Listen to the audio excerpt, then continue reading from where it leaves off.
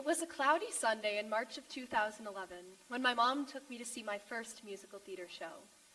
As we piled into the dark gym, the scent of fresh popcorn coalescing with that of unwashed jerseys, I remember feeling uncertain and even kind of irked that our little expedition was interrupting my afternoon nap.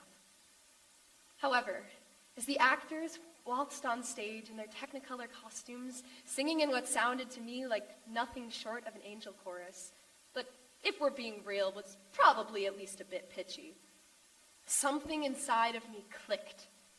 Instantly, little 5-year-old me knew that I was going to be a Broadway star. Well, in the words of Catherine Howard from Six the Musical, yeah, that didn't work out. But in all seriousness, I know that I would never be where I am today without musical theater, as its benefits run so much deeper than romping around a stage, hitting that high note, or hearing thunderous applause after the final number. Between that fateful moment and now, I've had the joy and privilege of being part of 10 musical theater productions, and I've seen firsthand the transformative experience that is creation of a show, barring any talk of careers or the far future. Let's set the stage by discussing how the process of creating a show leaves an indelible mark on young people's physical and cognitive development. Next, we'll raise a curtain and shine a spotlight on the moral and emotional growth theater brings, as well as the beautiful communities it creates. And for our finale, we'll discuss the greater impact shows have on the world and how it's critical for the future of our society that we take steps to ensure that everyone can have this experience. So, as you can imagine, after that first show, I was hooked. I joined my local church choir, took every role I could in Reader's theater plays, and consumed cast albums like candy. But my very first true experience in a musical theater production came at age 8, during a week-long summer program aptly named Spotlight Camp, in which we auditioned for, learned the show, and performed for our parents in the span of a week. Quite the whirlwind. This is me then, teeth crooked, hair askew, and brain growing at an incredible rate, right around the time that the physical growth of the brain begins to plateau. But the neural connections that determine things like maturity are still on the level of bathroom humor. Musical theater harnesses kids' exploratory and goofy nature at times, yet it requires a certain amount of maturity, as you learn to collaborate closely with and accept constructive criticism from adults. Like Miss Emily Leonard, a Chicago-based actor and teaching artist whom I've had the great pleasure of working with in several shows. Throughout her 30-plus-year career, she's directed 2 large cast shows per year, performed in professional improv and black box theater, and formed her own musical theater nonprofit, Idea Box Integrated Arts. And throughout it all, she's remained true to one core value: providing kids with quality musical theater education with an emphasis on movement. And there's one thing that sticks out to me perhaps most from my time with Miss Emily, an exercise called Character Walk, which we'd begin every single show process with. Miss Emily would put on some music and we'd just groove. As a snake, an old woman, a chicken with its head cut off, you name it. Not only was this super fun, but it also is incredibly good for you. Don't believe me? In a 2008 study for Scientific American, a Columbia University neuroscientist proposed that synchronizing music and movement, dance essentially, constitutes a pleasure double play. Music stimulates the brain's reward centers while dance activates its sensory and motor circuits. And it's this juxtaposition of movement and happiness that is so powerful. Participating in such a combination at age 8 or earlier is at a key time in youth development, right as they're not walking and crawling so much as hopping, skipping, and jumping.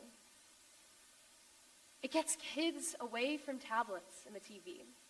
So, yes, I am here to debunk those stereotypes that athletes and theater kids are starkly different. Because in reality, we have a lot of similarities.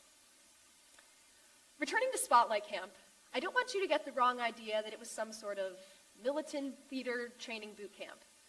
For all the time that we spent working on the show, there was an equal amount dedicated to improv acting games and bonding over water balloon fights. Spotlight Camp is a key example of how the musical theater creation process and the intentionality behind it is far greater often than the final product. The lessons that we learned coming together that week and taking accountability for our show were undoubtedly greater than the quality of that final production. No Tonys for us. But learning this lesson early in life to value growth experiences over tangible outcomes is invaluable in today's consumerism entrenched society. I think the late Rent playwright and musician Jonathan Larson said it best. The opposite of war isn't peace, it's creation. And what time in your childhood feels more like war than middle school? Draw a picture becomes write a 5-page paper with a thesis and evidence. You suddenly feel disconnected from your friends, and you feel like an imposter looking in the mirror. I certainly know that I felt disconnected both from myself and my peers during this time, as my previously tight-knit grade school quickly turned stifling. This is me then, in a few shows during middle school. And I look back and laugh now, but at the time I was constantly unhappy. And it was really musical theater that got me through these tough times. And surprisingly, it comes down not to my love of music or acting, but vulnerability. Preteens and teenagers, myself included, often put up this facade to others that reflects what they believe they want to see, regardless of whether it's genuine or not. But acting is in direct contrast to this, as getting in character and making the choices required accordingly makes you reach deep down inside yourself and access emotions that you might not have even processed. It's called acting, but in my eyes, it's the truest behavior of all. This is why middle schoolers are Miss Emily's resolute favorite to work with. As she puts it, they're old enough to listen, and yet young enough to remember how to play. And it's this play, this vulnerability, that takes so many myriad forms, from romantic to platonic to just being an outrageous villain. And musical theater is a uniquely safe setting for kids to take these risks and make mistakes. And it's through such a community, such a place, that empathy begins to arise. And now, I know what you're all thinking. In recent years, empathy has become somewhat of a trash can term. It doesn't really mean anything at all. You see people all over social media going, as an empath, I can tell that you wanted the part of Ariel instead of jellyfish number 3. But scientists are now beginning to reason that empathy might be more than just metacognition. Mirror neuron theory proposes that the biochemical roots to empathy lie in mirror neurons, a type of brain cell first discovered in macaque monkeys that react equally when we perform an action and when we watch somebody else perform that same action. This is why watching your choreographers execute the movements helps you to learn them, and why when you see your fellow castmates mess up on their cues, you feel even more wary to do so. This is also why when you hear this lovely voice crack,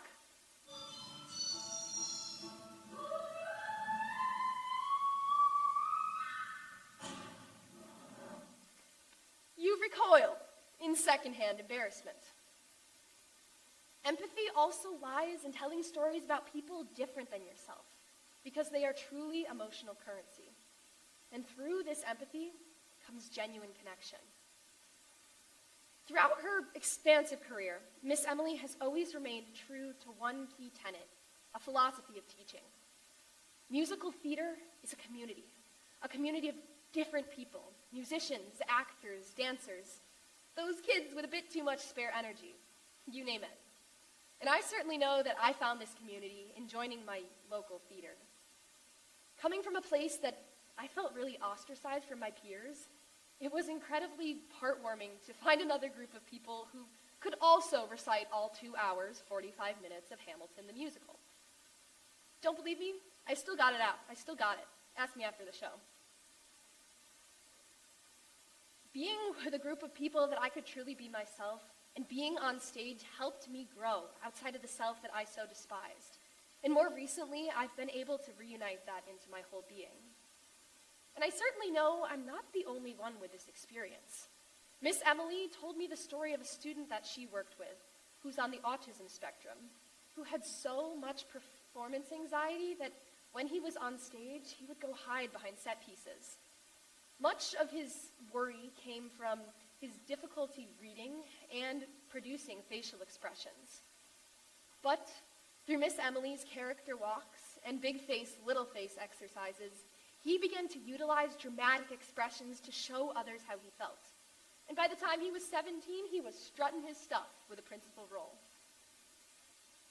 A medical perspective might say that musical theater's coordination aspect helped the student, and that's certainly true. But more importantly, it provided him with an avenue with which to communicate. Finally, musical theater provides us the unique opportunity to live vicariously through character, and through that experience begin to know and understand the struggles of another. To know another person is to love them. And as Les Miserables puts it, to love another person is to see the face of God, or establish a genuine, rare connection with another. So, what comes next? My current high school, the Illinois Mathematics and Science Academy, lacks a musical theater program. So I've taken sort of an intermission from the theater microcosm. But the show must go on. But as I age, I realize that just because my role is a bit different now that I'm older, it doesn't mean that I can't or shouldn't be involved. In fact, I realize more and more that as the spotlight goes away from me and onto the next generation, how critical it is to ensure that other kids get this experience that I so treasured and grew from.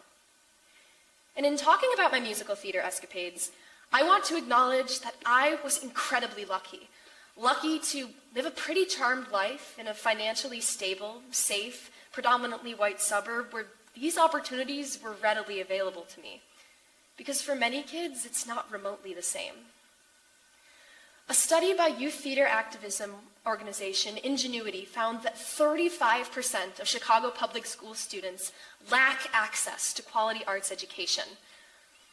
It's particularly ironic considering Chicago's massive and vibrant performance culture, and it's even more disheartening to think that these numbers are worse post-pandemic.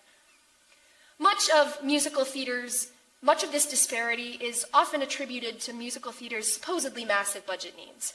And that's fair. I mean, you've got the costumes, props, sets, lighting, musicians, licensing, it can go on and on. But then it's important that we ask ourselves if it's all really indispensable. While flashy costumes and elaborate sets are fun, they're not necessary to reap the benefits of musical theater. In fact, more scaled-down shows have even become popular on the Broadway stage, with Spring Awakening being a great example. It's a coming-of-age rock opera that premiered in 2006 and was revived in 2015, and had massive success despite a set with only a couple chairs. It's not something, for those of you who know about Spring Awakening, it's not something you do with kids, but it's a key example of how simpler shows can still deliver a poignant message. In fact, countless theater programs and the schools alike, my old high school included, were forced to pivot during the pandemic to simpler and pre-filmed shows. But we learned different lessons as a result, from cinematography and camera angles, to altering choreography for rough terrain that was never a problem on the smooth stage, to, as this picture shows, braving heavy wind and rain to film the movie's final climactic number. Finally, let's address another key facet of theater's inclusivity, identity. And I'm not going to sugarcoat it. For the longest time, there were very few roles for people of color, and the roles that there were distasteful caricatures or just side characters. Not to mention that the positive representation of the LGBTQ, disabled, and other marginalized communities was pretty much non-existent. But it can't be this way. Musical theater is supposed to be a universal language. However, if we embody its innovative and collaborative spirit, we can find places for all of us in musical theater, particularly in the realm of local children's productions. And it's been done before. Take this example. In 2015, deaf actor James Caverly was approached by the director of Only Theater in Maryland. Caverly proposed a radical new idea. Not so much a change, but a new rendition of the Golden Age musical, The Music Man, with a twist. It would be designed with both hearing and deaf actors and audiences in mind. Now, this would be quite the extensive process, encompassing 7 years of workshops, over 12 sign language interpreters, countless additions to the script that reflected deaf culture, that whole pandemic thing in the middle. But in the summer of 2022, Caverly's production was put on to massive success at the Only Theater. With Caverly himself starring in the titular role of the lovable con artist, Harold Hill. Some numbers were performed in English, whereas others were fully in American Sign Language, with captions projected on the upstage curtain so that both hearing and deaf audiences could enjoy this iconic experience.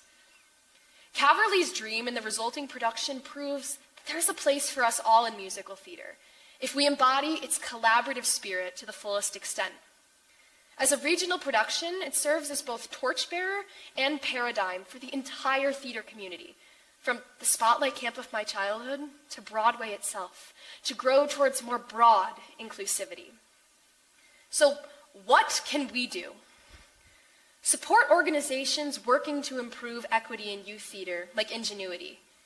Help kids who are economically, physically, and societally disadvantaged get these opportunities, whether it be through fee waivers or more thoughtful advertisement.